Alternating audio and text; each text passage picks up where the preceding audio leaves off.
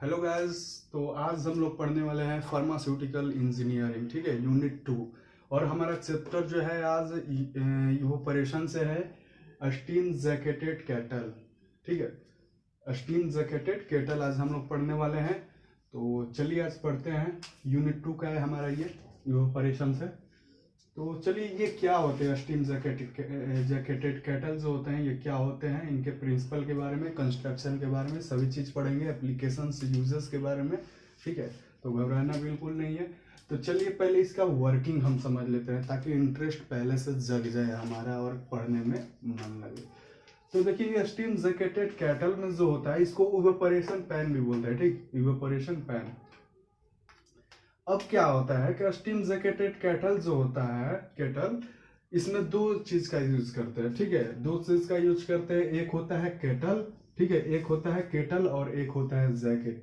ये कंस्ट्रक्शन में है लेकिन मैं पहले बता रहा हूं, एक होता है केटल और एक होता है जैकेट। अब समझिए इस चीज को, ये है हमारा जैकेट, ये जो ब्लू लाइन से हमारा इंडिकेट किया गया है ये है क्या, हमारा जैकेट। और इसी जैकेट में हमारा केटल फिक्स किया गया है। इसी जैकेट में ये जो हमारा ब्लैक वाला है केटल, ये देख सकते हैं, ये जो हमारा ब्लैक वाला स्ट्रक्चर है यही है हमारा केटल और इसी में जैकेट में फिक्स किया गया है। यानी कि समझिए मैं हूं और मेरे ऊपर जैकेट पहन लूं तो वो हो गया, समझ रहे हैं। तो इसीलिए जैकेट बाहरी लेयर है इसलिए जैकेट कहा गया है और इसको केटल बोला गया है।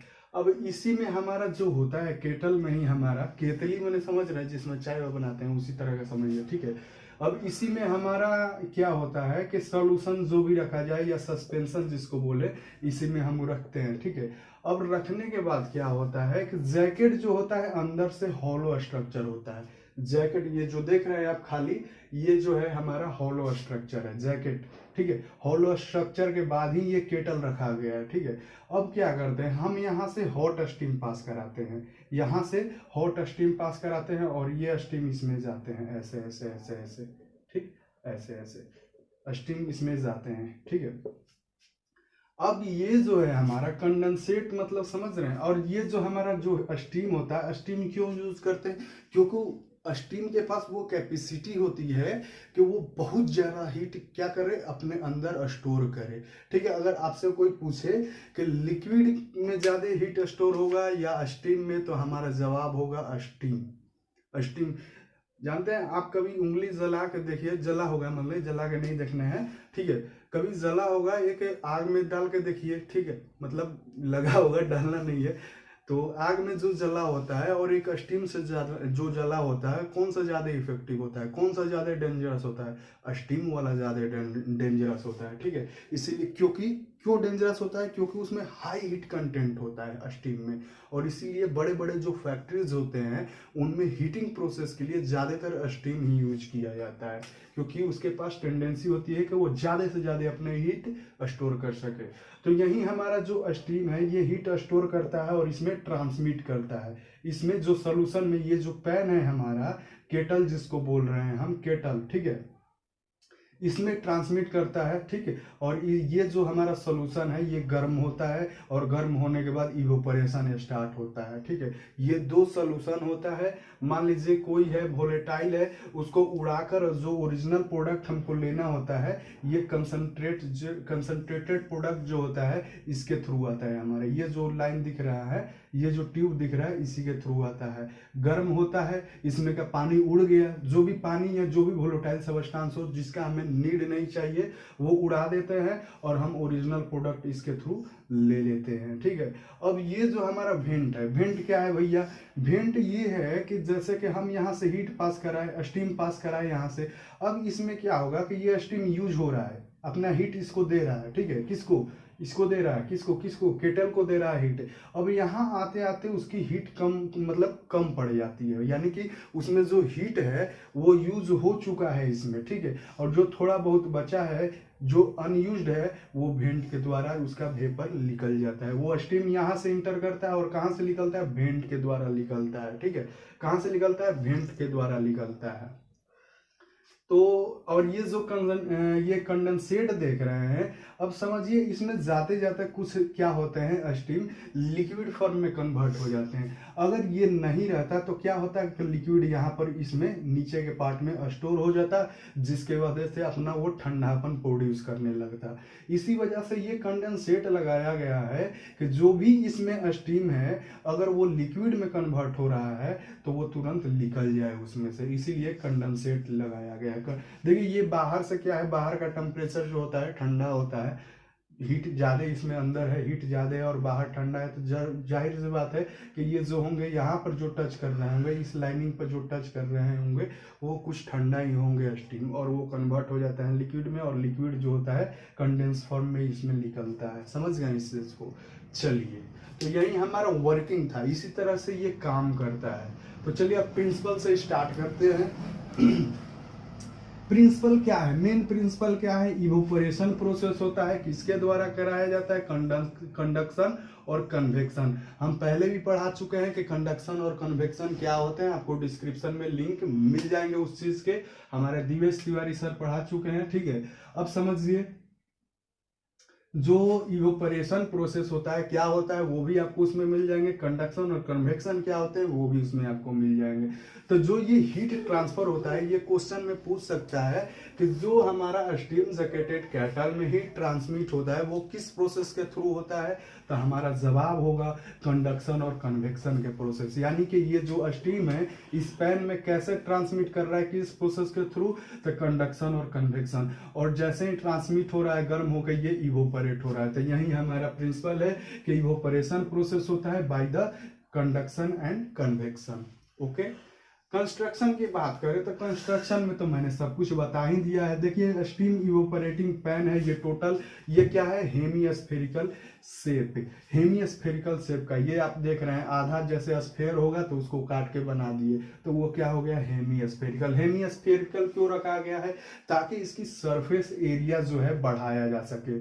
हम कोई भी रेक्टेंगुलर या वगैरह ऐसे ऐसे नहीं ले रहे हैं क्योंकि इसमें सरफेस एरिया कम हो जाएंगे, जो कि ऐसे ले रहे हैं हम। ठीक है, और इसी में फिक्स किया गया है ऐसे। ठीक है, तो वही चीज इसका सरफेस एरिया बढ़ाने के लिए हमें हेमिस्फेरिकल शेप लिया गया है। ठीक है, ये चीज तो ये जो होते हैं कि कितने पार्ट में मैंने अभी बताया कि केटल और जैकेट, मेन चीज जिसमें क्या है केटल और जैकेट ही है। ये हो गया केटल, ये जो हम यूज कर रहे हैं केटल पार्ट, और ब्लू पार्ट क्या है, जैकेट है हमारा। अब देखिए केटल जो होता है, पैन जो होता है, इसमें मोस्टली कॉपर यूज होता है। कॉपर क्यों यूज होता है, ये मतलब कॉपर जो होता है, ये जो पैन है हमारा ये कॉपर का बना होता है। ये जो क्या है, पैन जो है हमारा कॉपर का बना होता है। क्यों बना होता है, क्योंकि कॉपर जो है बहुत ही अच्छा कंडक्टिविटी करता है हीट का, यानी कि अपने थ्रू हीट बहुत ही अच्छा, माने समझ लीजिए रेट ऑफ हीट ट्रांसफर जो होगा उसका, यानी जो स्टीम से इसमें सप्लाई हो रहा है कॉपर के थ्रू वो ज्यादा होगा। इसीलिए जो हमारा केटल होता है कॉपर का बना होता है। ठीक है, कॉपर का बना होता है। लेकिन अगर हमारा सोल्यूशन, ये जो सोल्यूशन हम इसमें रखे हैं जिसका हम इवोपरेशन करा रहे हैं, अगर वो एसिडिक रहेगा तो क्या होगा, कॉपर तो उस समय डिग्रेडेट करने लगेगा। ठीक है, तो इसीलिए जब एसिडिक सोल्यूशन रखा जाता है तो हमारा जो कॉपर होता है, कॉपर थिंड हम लेते हैं, टिंड। ठीक है, टिंड कॉपर लेते हैं। ठीक है, इसी वजह से जो एसिडिक सोल्यूशन उस पर इफेक्ट नहीं करता है। कौन सा, कॉपर टिंड या टिंड कॉपर, उसको बोले बात बराबर है। ठीक है, अब बात करते हैं कंडेंसेट की। तो हम बता चुके हैं कंडेंसेट का क्या काम है, for the output of the condense steam. यही इसका काम है कि भाई जो ठंडा हो गया या लिक्विड फॉर्म में हो गया उसको निकाल दो। वेंट का काम क्या है, removal of the used steam, यानी कि ये जो यूज्ड हो गया है हमारा स्टीम इस पार्ट में वो इसके थ्रू निकल जाता है, वेंट के through. Concentrated product for obtaining the final product, यानी जो फाइनल प्रोडक्ट होता है हमारा ये ऐसे निकल जाता है। तो वर्किंग भी हम बता ही चुके, उसको बता के मतलब बना के लिख लेना है कि जैसे यहाँ से स्टीम पास करेगा, स्टीम पास करने के बाद कंडक्शन और कन्वेक्शन प्रोसेस से हीट ट्रांसमिट होगा, इसमें हीट ट्रांसमिट होने के बाद ये क्या होगा, मतलब गर्म हो जाएगा, बॉयल करेगा, बॉयल करने के बाद अपना इवोपरेशन स्टार्ट करेगा, और जो यूज्ड हो गए हमारे स्टीम वेंट के थ्रू निकल जाएंगे, और जो कंडेंसेट होते हैं ये इसके मतलब कंडेंस हो गए हमारे स्टीम, वो कंडेंसेट के थ्रू निकल जाएंगे, और फाइनल प्रोडक्ट जो हमारा होगा कंसंट्रेटेड प्रोडक्ट जो होगा इसके थ्रू निकल जाएगा। तो वर्किंग अपने से बना के लिख सकते हैं, इसमें कोई बड़ी बात नहीं है। अब आते हैं हम एप्लीकेशंस और इसके यूजेस और कुछ डिमेरिट्स अगर देखेंगे तो ठीक है। चलिए हम आगे बढ़ते हैं। हमारा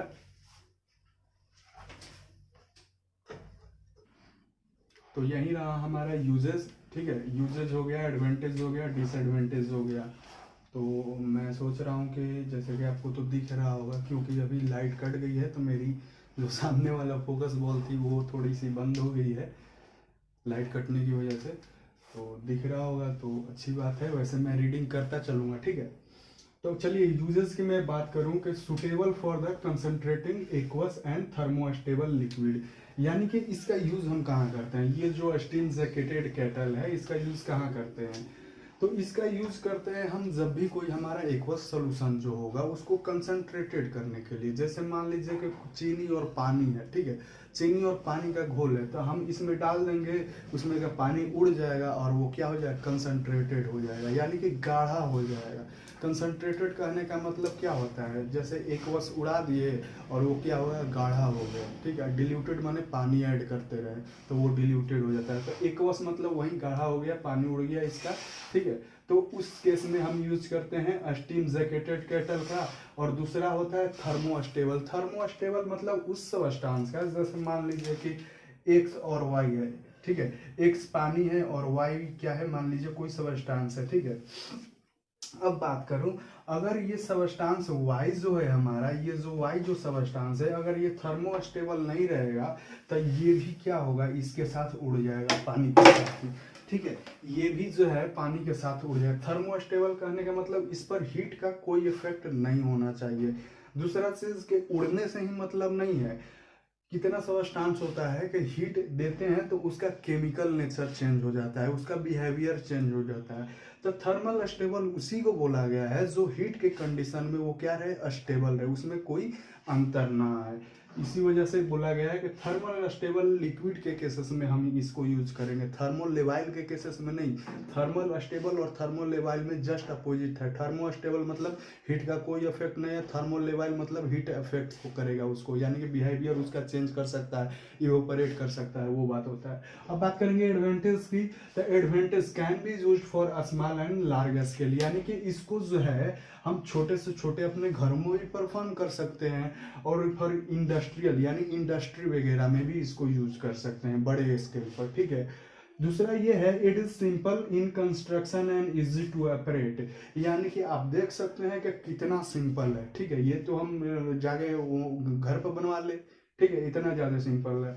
और क्या है, इजी टू ऑपरेट, और इसको ऑपरेट करने में भी इसमें है क्या, स्टीम पास कराना है। आप कुकर ले लीजिए, कुकर लेके उसमें जो सीटी निकाल के उसमें पाइप डाल के और इसमें डाल दीजिए, बनवा के स्ट्रक्चर हो गया, वही हमारा हो गया, ठीक है। ऐसा बनवा के उसमें इसमें पाइप लगा दीजिए, बन गया हमारा डिवाइस, तैयार हो गया, ठीक है। कुकर से जो निकलता है भाप, हाँ चलिए, ठीक है। तो ये क्या है कि सिंपल है, सिंपल इन कंस्ट्रक्शन, कंस्ट्रक्शन में सिंपल है, इजी टू ऑपरेट, ऑपरेट करने में भी आसानी है। इंस्टॉलेशन एंड मेंटेनेंस जो होता है ये लो कॉस्ट होता है, यानी कि इसको अगर बैठाना आप चाहें, आप इसका मतलब फैक्ट्री टाइप में बैठाना चाहें तो बहुत ही लो कॉस्ट में हो जाती है, और इसको बैठाना जो होता है मतलब इस्टेब्लिश करना, इसका नट बोल्ट कसिएगा ये वगैरह वगैरह, तो बहुत आसानी से वो हो जाते हैं। तो वही बोला है कि installation and maintenance cost low होगा। इसका मेंटेनेंस कॉस्ट क्या है भाई, कुछ नहीं है इसका मेंटेनेंस कॉस्ट, कहीं टूटा फूटा ले आके वेल्डिंग जोड़ देंगे हम कुछ नहीं है इसमें, ठीक है। दूसरा चीज ये है, steering and removal the product is easy, यानी कि इसमें क्या है, हम लगा के छन्नी वगैरह जैसे है अपना हिलाते रहेंगे ताकि वो क्या है, यूनिफॉर्म वे में मिक्स होता रहे, और इवोपरेट भी हमारा यूनिफॉर्म ऊपर से ऐसे लगा के स्टीयरिंग जो होता है, कुछ भी रोड वगैरह, ठीक है। और प्रोडक्ट को भी हम यहीं से निकाल सकते हैं, समझ रहे हैं, ऊपर से जैसे कढ़ाई होता है, कढ़ाई में तो ऐसे है, ठीक। अब बात करेंगे डिसएडवांटेज की। Natural circulation of the product makes the poor heat transfer, यानी कि अगर हम ऐसे ही इसको छोड़ देंगे, ठीक है, मतलब स्टीयरिंग नहीं करेंगे, उसको हिलाएंगे नहीं, इसमें ऐसे पाइप डाल के या फिर रोड डाल के हिलाएंगे नहीं, जैसे क्या करते हैं घरों में हम सब्जी वगैरह बनाते हैं तो क्या करते हैं, उसको चलाते रहते हैं ताकि वो क्या रहे, यूनिफॉर्म रहे और सभी जगह क्या रहे, प्रॉपर हीट लगे उसको, समझ रहे हैं उस चीज को। तो ये अगर नहीं होगा, अगर नेचुरल, देखिए लाइट आ गया है अब दिख रहा होगा, ठीक, तो ये जो है नेचुरल सर्कुलेशन, यानी कि हम इसमें हिलाए नहीं, ऐसे ही छोड़ दे, तो ये क्या करता है, नेचुरल सर्कुलेशन जो है ये क्या करता है, makes the poor heat transfer, यानी हीट ट्रांसफर को कम कर देता है, ठीक है। सेकेंड पॉइंट है no provision to recollect the costly organic solvent, यानी कि सॉल्वेंट वाटर अभी तक से यूज बता रहे थे, हम वाटर बता रहे थे, अगर कोई और सॉल्वेंट हो गया हमारा ऑर्गेनिक सॉल्वेंट जो कि काफी कॉस्टली है, तो वो क्या हुआ, इवोपरेट हो जाएगा। तो इसमें ऐसा कोई मेथड नहीं है कि जो इवोपरेट हुआ है हमारा सॉल्वेंट, जो भी ऑर्गेनिक सॉल्वेंट है, उसको हम रिकोलेक्ट कर सके, ऐसा कोई प्रोसेस आपको दिख रहा है, ये इवोपरेट हो जा रहा है हमारे इन्वायरमेंट में ही, तो नहीं बचा सकता है। इस वजह से इसका डिसएडवांटेज है ये। Not suitable for thermolabile substances, मैंने अभी बोला कि अगर थर्मोलेबाइल रहेगा तो क्या होगा, उसका केमिकल नेचर चेंज हो जाएगा हीट से, या फिर वो इवोपरेट कर जाएगा, तो ये सुटेबल नहीं होता है कि इसमें हम थर्मोलेबाइल सब्सटेंस को यूज कर सके। It slow down the evaporation rate due to the open type evaporator. ये कैसा इवोपरेटर है भाई, ओपन टाइप है, क्योंकि ये हमारे खुला में निकल रहा है, समझ रहे हैं, यहाँ पर खुला में हमारा इवोपरेट जो स्टीम बन रहा है, वेपर बन रहा है, ये क्या कर रहा है, ऊपर हमारे खुले में निकल रहा है। इस वजह से मान लीजिए आप घरों में जो है, घर में क्या होता है, इसको बैठाते हैं, ज्यादा बड़े बड़े इंडस्ट्री में भी जैसे खुले में ऐसे ही रहते हैं हमारे, ठीक है, तो उससे क्या होता है कि इससे जो हमारा स्टीम निकलता है, वेपर इसमें से निकलता है, जो हमारे इन्वायरमेंट में ही रहता है, वहीं आसपास में ही रहता है, जैसे ये रूम हो गया तो रूम में ही रहेगा, अब निकल रहा है कंटिन्यू तो इसमें तो भरा रहेगा, जिसके कारण क्या होता है कि प्रेशर बना लेता है रूम में, समझ रहे हैं, आप खुद इस चीज को एक्सपीरियंस किए होंगे। मान लीजिए कहीं खाना वाना बना रहे हैं तो बंद क्लोज टाइप है, तो उसमें क्या होता है, स्टीम भर जाता है, काफी गर्मी हो जाती है, मतलब प्रेशर क्रिएट करने लगते हैं ये जो वेपर हैं। इस वजह से जो इवोपरेशन है हमारा, ये जो इवोपरेट करेंगे इसका लो हो जाएगा, क्योंकि प्रेशर जो है इसको निकलने नहीं देगा, तो इवोपरेशन रेट क्या हो जाता है, लो हो जाता है, ठीक है, स्लो डाउन हो जाता है, यानी कि कम हो जाता है। तो this is all about the steam jacketed kettle, ठीक है। नेक्स्ट वीडियो में हम जल्द मिलेंगे, तब तक के लिए धन्यवाद, मिलते हैं फिर।